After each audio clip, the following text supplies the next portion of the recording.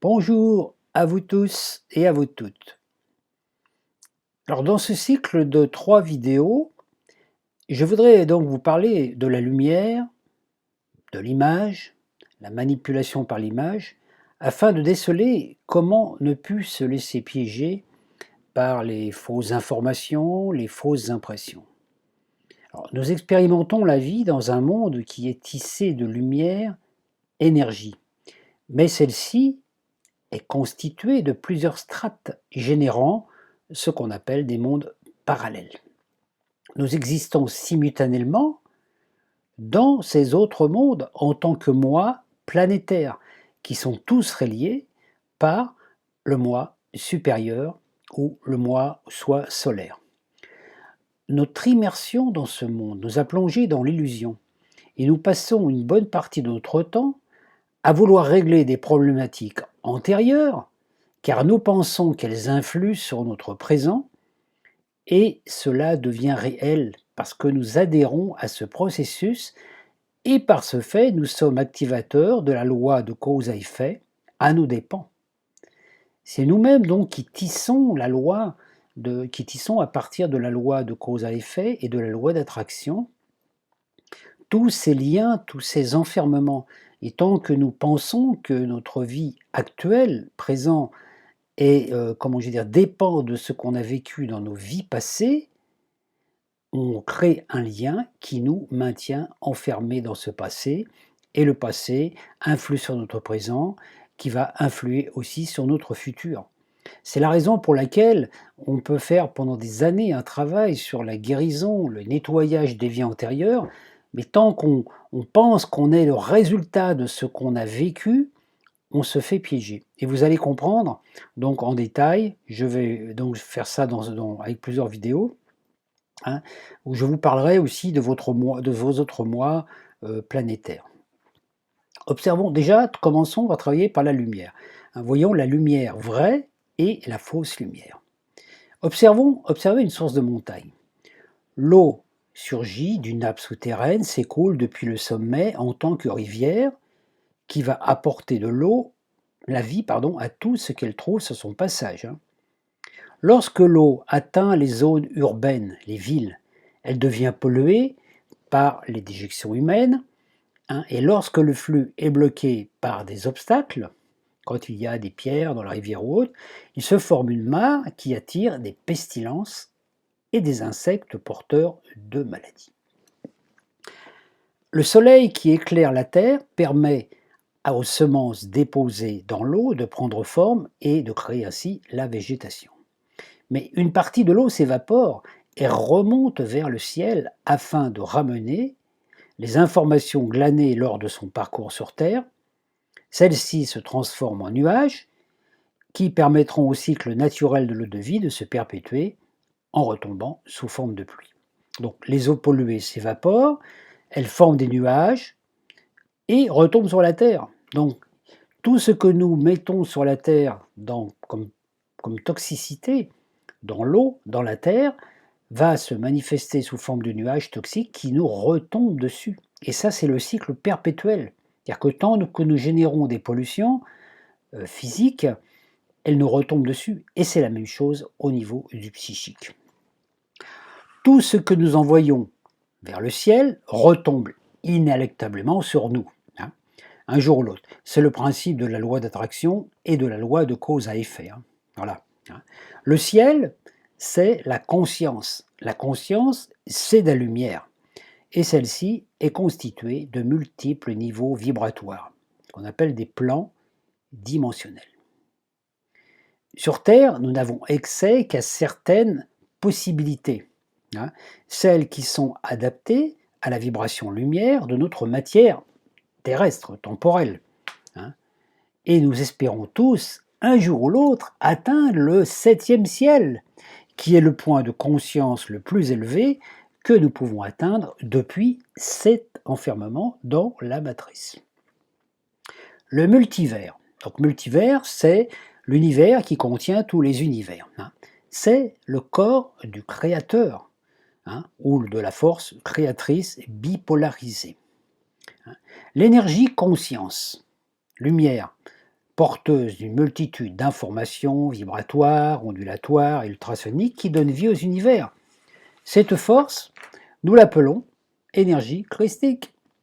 Elle est androgyne, bipolarisée, électromagnétique et peut donner forme aux informations dont elle est constituée. Ainsi, la vie jaillit de la lumière.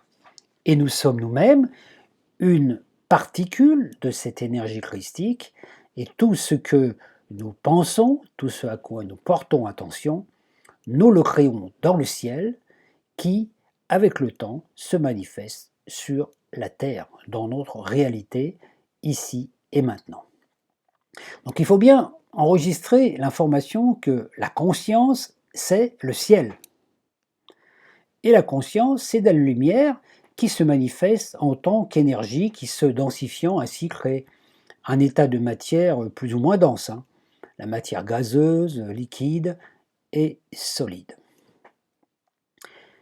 La lumière qui émane de la source, origine, vibratoire, est dite lumière nouménale, donc constituée de noumène.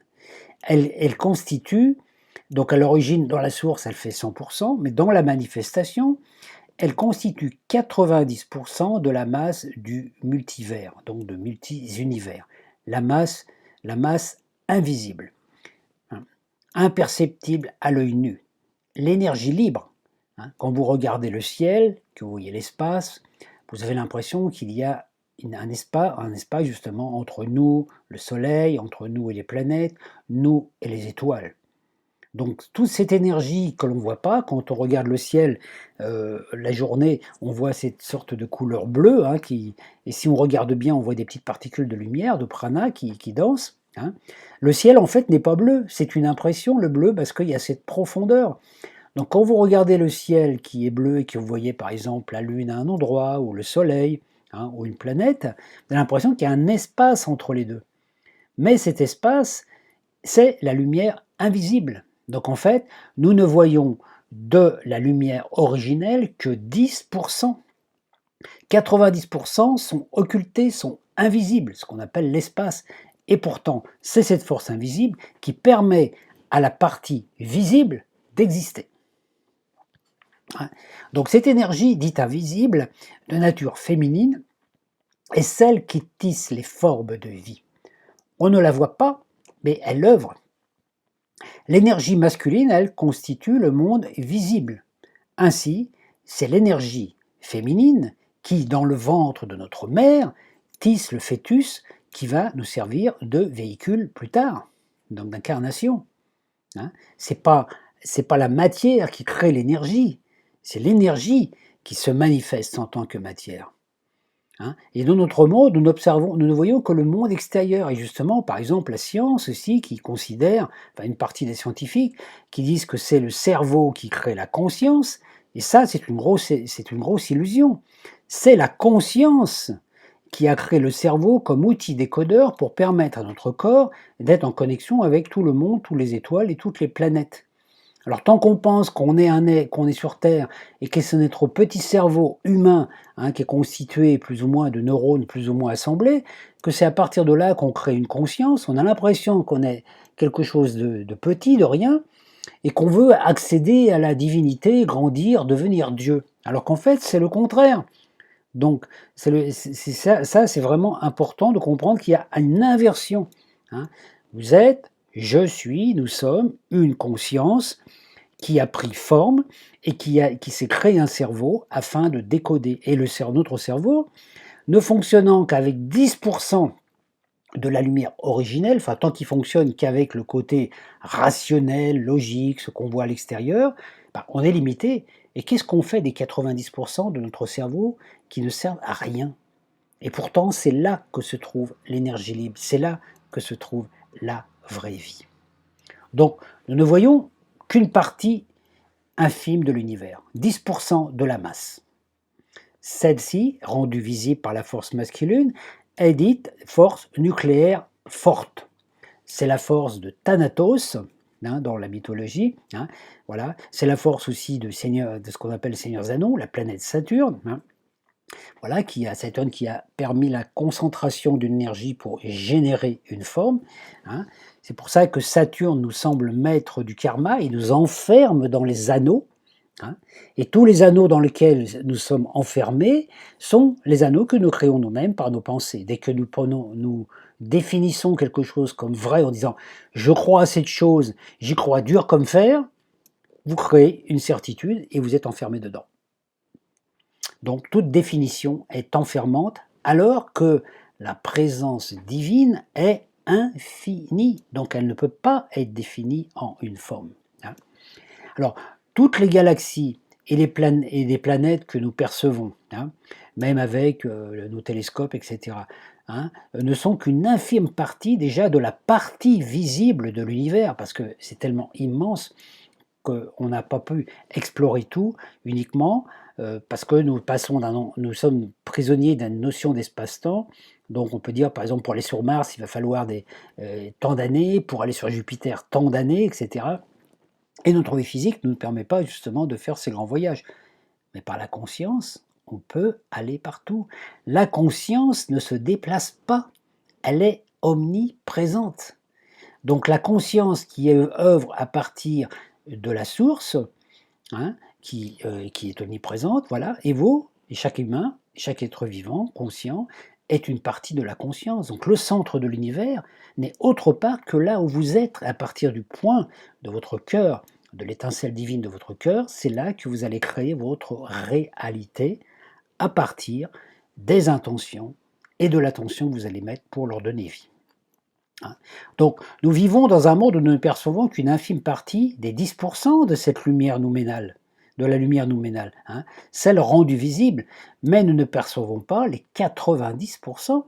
La force nucléaire faible est dite Eros, féminine, qui pourtant est celle qui nous maintient en vie. L'homme est capable de transmettre la vie à une femme, mais c'est l'énergie de la femme, enfin l'énergie divine à travers la femme, qui va donner, qui va créer la forme, qui va créer le fœtus, qui va lui donner de la nourriture. Vous voyez, donc les 10% c'est le masculin, 90% c'est le féminin. Sans le féminin, il n'y a pas de création. On reste dans le conceptuel, hein.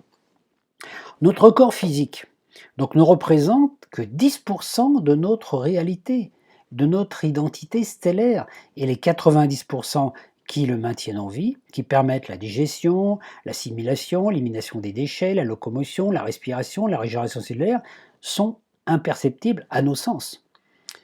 Moi, par exemple, de mon corps, de ma réalité, là, ce que vous voyez de moi, et voilà ce qui est visible, c'est 10% de mon être. Mais j'ai 90% de mon être qui sont là, dans cette pièce, à l'endroit où je suis, dans une autre dimension. Là, depuis toujours, ça a toujours été là. Alors, plus je vais porter attention à cette énergie, à cette présence divine dans laquelle je suis, qui est moi, en fait, sur un autre plan, plus je vais pouvoir, plus ma conscience va s'élargir, plus ma conscience va être grande, plus je vais disposer d'énergie, jusqu'au jour où je disposerai de 100% d'énergie libre. Et c'est-à-dire, là où je pense être, je suis, je crée une forme, je me manifeste, et quand je cesse de vouloir être là, je pense autre chose. C'est-à-dire, par exemple, aujourd'hui, vous voyez, je suis là sur Terre.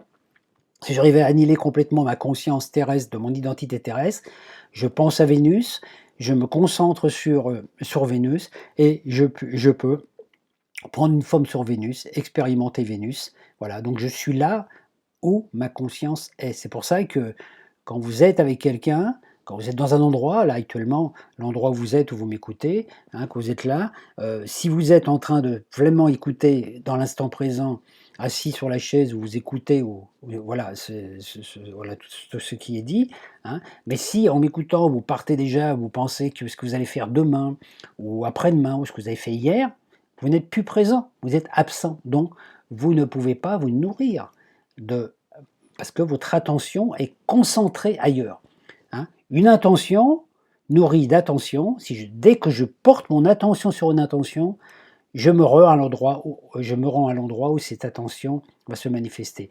Et pour cela, il n'y a pas besoin de bouger. Donc vous voyez, on a là cette capacité de voyager avec notre conscience, jusqu'au jour où nous pourrons à nouveau voyager avec notre conscience et notre corps, c'est-à-dire dissoudre notre corps ici, puis le matérialiser à un autre endroit. Hein. Donc voilà, donc c'est intéressant de voir que on a que vous ne voyez que 10% de votre réalité. Et ces 90% sont autour de vous, hein, mais ils sont aussi en vous, dans vos cellules. Toutes vos cellules, tous vos atomes. Alors, essayez d'imaginer un seul instant qu'il existe un autre vous-même, situé dans une autre dimension, beaucoup plus grand que vous, beaucoup plus lumineux, hein, qui vous ressemble, mais qui est vous en mieux, on peut dire, hein, qui est là, au même instant où vous m'écoutez, dans le même endroit, mais simplement dans une autre fréquence émotionnelle. Donc, voilà, et tant qu'on n'a pas conscience, tant qu'on entre on entre en relation avec le monde extérieur par l'intermédiaire des fenêtres sensorielles, donc des perceptions sensorielles, le goût, le toucher, l'odorat, l'ouïe et la vue. Hein. Donc voilà, donc par ces perceptions, ça nous permet d'être en contact avec la matière, le monde, etc., la sensorialité. Hein. Ce sont ces perceptions sensorielles qui permettent donc de ressentir la matière visible. Mais il serait fort dommage de s'arrêter à l'observation du monde visible. Il faut ouvrir ces 5 fenêtres essentielles au monde invisible afin que d'autres perceptions nous soient accessibles. Le toucher va donner de la psychométrie. La voyance va devenir de la clairvoyance. L'ouïe va devenir de la clairaudience. L'odorat va devenir de la clairolfaction. Donc chaque sens va se manifester dans une on peut dire, une fréquence beaucoup plus ouverte, beaucoup plus grande. Hein. Par exemple, vous allez sentir une fleur, vous allez voir par votre odorat, donc ça c'est un sens physique, et si vous laissez ouvrir, si vous ouvrez au parfum de la fleur sans faire de définition, sans vouloir dire, voilà, vous allez entrer en contact avec le Deva qui nourrit cette fleur, dont vous sentez le parfum, justement, et qui va vous amener à avoir une compréhension directe, c'est la fleur, le parfum, l'essence de la fleur va vous révéler qui elle est vraiment.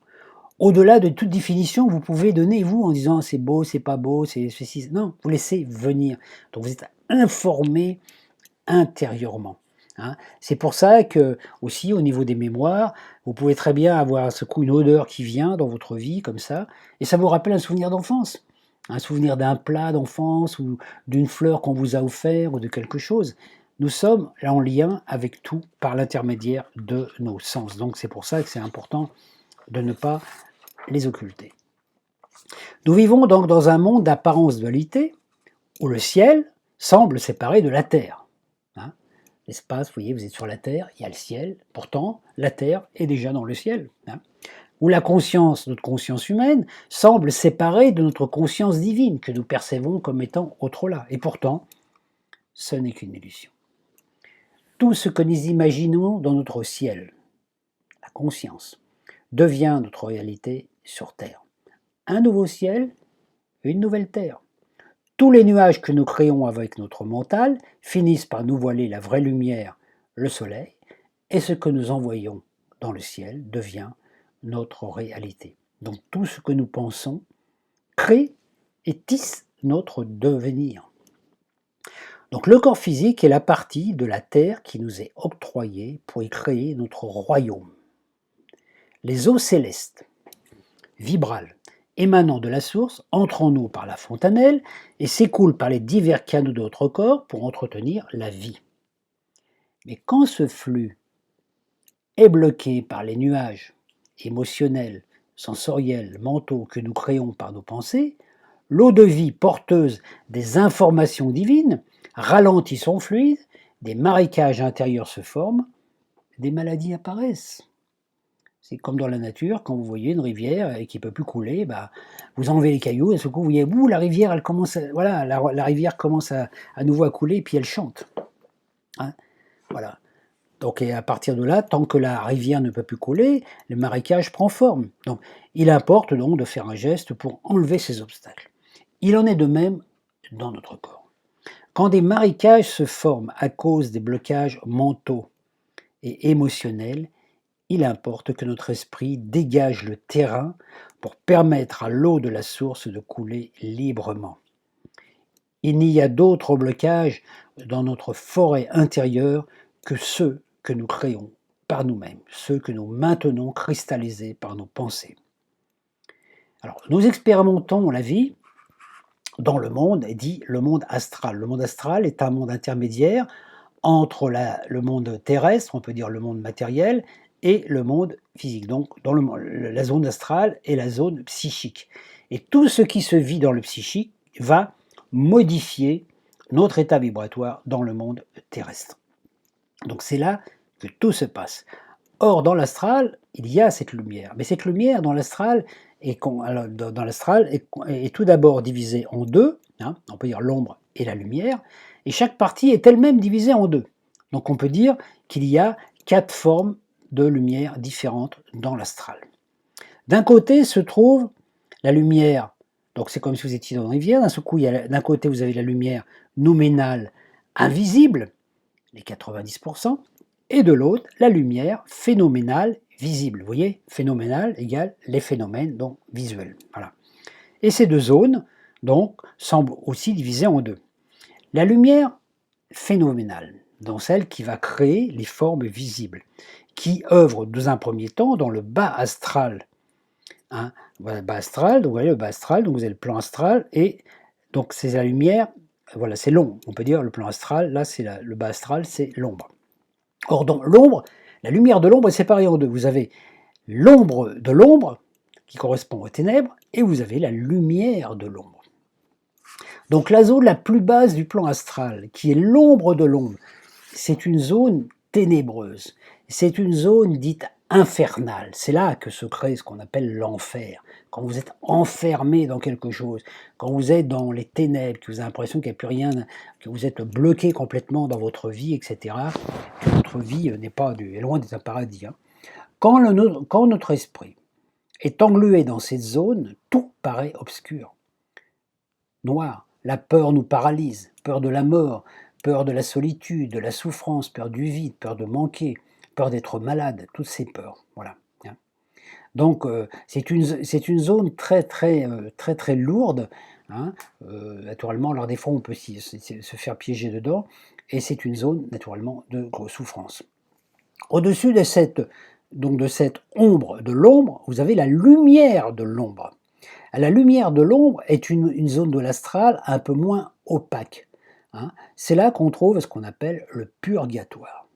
Hein. L'enfer et le purgatoire. Hein.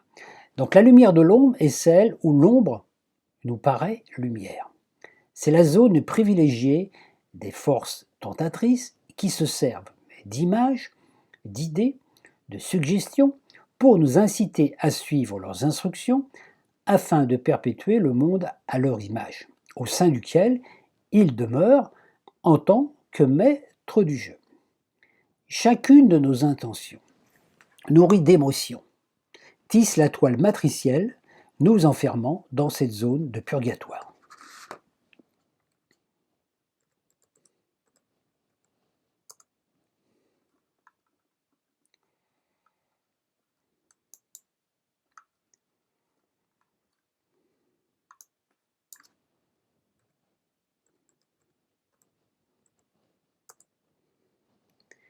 Excusez-moi, j'ai mon écran qui s'est éteint d'un seul coup. Quand on parle de l'ombre, c'est le cas de le dire, voilà. Donc la lumière de l'ombre est une zone qu'on appelle le purgatoire. Donc chacune de nos intentions va créer notre réalité. Plus nous portons d'attention à nos idées, à notre passé, à nos émotions cristallisées, les mémoires de nos ancêtres, les guerres du passé, les souvenirs, les nostalgies, les frustrations, plus nous tissons d'étoiles d'enfermement. Plus nous cherchons à comprendre le passé, plus nous demeurons liés à celui-ci, car nous imaginons notre présent comme résultant de ce passé, donc des vies antérieures, de nos races, de nos croyances religieuses, de tout ce qu'on a vécu. Et c'est dans cette zone que les forces de l'ombre utilisent les symboles émanant de la source en déviant leur énergie. Par exemple, la swastika, qui est la croix de vie, inversée, est devenue la croix gammée. L'étoile à 5 branches, symbole de perfection, donc avec les 5 branches, l'homme parfait, l'homme de Vitruve, inversé avec la pointe vers le bas, devient un symbole luciférien. Jésus, incarnation du Christ, a été transformé en idole, en fils unique, et son enseignement a été manipulé pour endormir la foule, présenter l'ombre comme la lumière. La force créatrice, Dieu, Père, Mère, a été transformée en une sorte de despote assis sur un nuage qui manipule l'humanité et qui l'oblige à se soumettre et à adorer son image. Vous voyez, tout ce qui est idole. Donc à partir de là, c'est le principe. Tant que notre esprit reste englué dans cette zone, nos vies ressemblent à un purgatoire. Nous enfermons dans des trames karmiques incessantes où chacun de nos actes semble jugé par un Dieu intransigeant qui pourtant n'est qu'une pure fiction. On peut dire quelque part, alors peut-être que ça va, on peut dire que Dieu n'existe pas. Dieu est le principe de vie, Dieu n'existe pas, Dieu est. Dieu est le vivant. Nous sommes dans l'existence, mais Dieu est au-delà de l'existence, il est non défini, il n'a ni origine. Donc s'il n'a pas d'origine, il n'a pas de fin, il est omniprésent, c'est une force androgyne, et ça c'est important. C'est à partir des informations aussi résultant dans ces zones que sont élaborés tous les scénarios, les films d'horreur, violence, guerre, apocalypse, meurtre, et plus nous cherchons à nous en libérer, plus nous nous enfermons. La lumière de l'ombre sert d'écran réflecteur à notre conscience. Et c'est ainsi que tout ce qui est présent dans notre vie est reflet de nos scénarios intérieurs. Alors, tant que nous cherchons à modifier l'extérieur et cherchons des responsables dehors, nous sommes comme des mouches, prisonnières de la toile de l'araignée, voire aussi Internet avec sa toile, voilà. Nous sommes prisonniers de la toile que nous tissons. Toutes les forces qui œuvrent pour maintenir l'humanité dans l'ombre puisent leur énergie dans cette zone. Le jour où plus aucun humain ne nourrira cette zone par ses intentions, ses attentions, ses émotions, elle se dissoudra d'elle-même. Elle ne peut exister que grâce à notre attention. Ce jour-là, ce sera la fin du purgatoire. Mais ce jour-là, vous pouvez le vivre au niveau personnel. Vous n'êtes pas obligé d'attendre la fin de la matrice. C'est vous-même qui pouvez mettre fin à votre purgatoire. Donc vous avez maintenant, voilà, et au-dessus, vous avez donc, au-dessus de la lumière de l'ombre, vous avez l'ombre de la lumière. C'est le début du haut astral. C'est le jour où vous comprenez que le monde extérieur matériel ne sert que d'écran miroir à vos pensées intérieures, que, changeant vos pensées, votre réalité va changer. Vous éveillez, c'est le pèlerinage alchimique qui commence. Vous cheminez vers le paradis. Vous commencez alors à percevoir la présence de cette onde invisible, vous la ressentez, vous dialoguez avec elle, notamment en pèlerinage par exemple, vous sentez l'énergie, vous êtes en connexion avec l'énergie tellurique de la Terre, avec l'énergie invisible, avec cette énergie qui vous permet d'avancer, de faire des pas. Et sentez, vous êtes en contact avec la vie quand vous êtes en pèlerinage, parce que vous êtes concentré sur l'instant présent. Vous dialoguez avec votre âme, mais tout n'est pas encore terminé, car il est très facile de se rendormir. Vous avez accès donc à la zone donc voilà, c'est donc cette ombre de la lumière. Vous commencez donc à voir un peu plus clair. Vous observez les symboles, vous cherchez à comprendre le sens de votre vie, à vous libérer des mémoires karmiques. Mais le travail est ardu, car la lumière de l'ombre est encore présente lors de notre imprégnation dans la lumière de l'ombre, donc dans cet astral purgatoire. Nous avons créé un programme intérieur avec des images. Ainsi, regardez, quand on parle de Dieu ou du Christ, on pense immédiatement à un homme. Chaque idole liée à une croyance reste encore présente. Nous avons encore l'impression qu'il y a nous, ici-bas, incarnés, et un autre moi supérieur situé dans le ciel, avec lesquels nous tentons de dialoguer. Nous cheminons de l'imperfection, d'une sensation d'imperfection vers la perfection. Par exemple, nous allons pèlerinage de Compostelle. Donc le pèlerinage, c'est votre vie quotidienne. Mais aussi, quand vous partez en pèlerinage à Compostelle, vous cherchez à aller à Compostelle, en pensant que vous allez trouver quelque chose de spécifique là-bas. Mais en fait, c'est qu'en arrivant au bout du chemin, le Compostelle, ça représente le chakra du cœur, vous apercevez qu'en fait, tout ce que vous avez vécu le long du chemin, c'est ça qui est le plus important. Et à un moment, vous pouvez vous rendre compte que le chemin est une illusion. Il n'y a pas de chemin, parce que le chemin, c'est lié à l'espace-temps. Hein.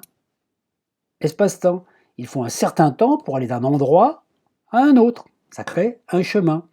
Et quand vous comprenez le processus, il n'y a plus de chemin. Ici et maintenant, vous êtes déjà réalisé. Donc il n'y a pas d'effort à faire pour trouver Dieu ou autre, puisque vous ne pouvez pas trouver Dieu à l'extérieur, puisque vous êtes sa manifestation. Vous ne pouvez pas devenir ce que vous êtes déjà. Voilà. Donc, à cette époque, donc, quand vous êtes en pèlerinage, vous ne pouvez pas encore imaginer cet autre vous-même plus lumineux, plus rayonnant, qui existe dans un autre plan vibratoire, au même endroit, et que dans le même instant, vous êtes ici maintenant en pèlerinage, et que cet autre vous, qui est sur un autre plan, n'est autre que vous-même, celui que dans vos prières, vous appelez le Père Céleste, le Père, Mère Céleste. Donc cette zone du pèlerinage intérieur, chaque rencontre vous permet de vivre face à face avec vos projections. Et que les idoles, les croyances du passé, ne peuvent être éradiquées de votre ciel que lors de la rencontre, le moment idéal pour dialoguer avec votre polarité féminine, votre Ève originelle qui maintient l'énergie de l'éros source. Ainsi, à chaque fois que vous vous trouvez face à une situation reflétant un passé antérieur, quelqu'un qui va réveiller une blessure, une situation qui se reproduit, voilà, ou une croyance faussée qui se réactive parce qu'on vous en parle, ou liée à une fausse interprétation. Vous pouvez soit dissoudre cette mémoire résiduelle en disant non, ça c'était des vieux schémas, c'est fini, ça n'a plus lieu d'être, ou alors vous pouvez y redonner foi et à partir de là recristalliser l'information, de rester prisonnier encore de cette croyance. L'information, une fois qu'elle est désactivée au niveau émotionnel, reste disponible dans vos programmes intérieurs. Ça fait partie de votre chemin. Mais elle n'est plus active. Aucune charge émotionnelle ne la nourrit. C'est comme si elle était dans le programme de votre ordinateur, mais que vous ouvrez plus ce logiciel. Cependant, tout n'est pas réglé pour autant. Car tant que vous n'êtes pas arrivé au bout du chemin, cette mémoire peut être réactivée par un nouvel événement. Il convient donc de ne plus chercher à comprendre le passé ou pourquoi vous avez vécu telle chose en cette vie ou d'une vie antérieure, car par ce fait, vous liez le présent, ici maintenant, au passé antérieur, donc, loi de cause à effet. Et donc automatiquement, vous interprétez votre passé antérieur avec votre logique issue de la matrice, donc de toute façon, c'est faux. Donc tout va s'aligner sur cette logique limitée, mais vous ne pouvez pas avoir accès à cette libération. Seul le pardon permet le dissoudre de ce lien. Et qu'est-ce que c'est que le pardon? C'est effacer complètement l'information émotionnelle qui vous maintient, qui modifie votre état vibratoire. Alors certes, c'est une zone de turbulence. Il faut souvent refaire le travail plusieurs fois.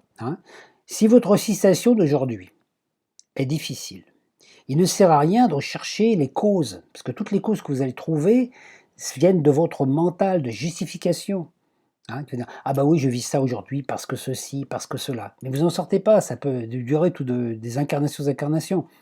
Donc il ne sert à rien de chercher les causes, mais d'accepter ici et maintenant, de trouver la solution qui peut vous être donnée par le monde invisible, par votre intuition, mais jamais par le monde visible, qui n'est que cristallisation du passé. Donc vous voyez, dès que vous posez, donc on peut dire qu'au lieu de dire « Ah, pourquoi je suis arrivé là, pourquoi j'ai ce problème, c'est lié à mes vies antérieures », non, dire « Vous êtes ici et maintenant ». Vous en foutez des vies antérieures. Voilà, vous avez nourri ça, maintenant aujourd'hui, bon maintenant, je fais le ménage, je nettoie mon ordinateur intérieur. Ce qui vous importe, c'est pas de comprendre pourquoi, c'est de trouver la solution. Excusez-moi. Ainsi, aujourd'hui, par exemple, si vous pensez que vous n'avez pas réussi à cause de vos parents, vous ne pouvez vivre autre chose qu'en vous libérant de cela, qu'en déresponsabilisant vos parents par le pardon, qui n'ont été que des miroirs réflecteurs. Dès que vous pardonnez à vos parents, que vous les libérez de cette trame karmique, vous libérez vous-même de ce qui avait généré cet enfermement. on ne peut renaître tant qu'on n'est pas mort totalement. Le processus est identique à celui de la mort terrestre.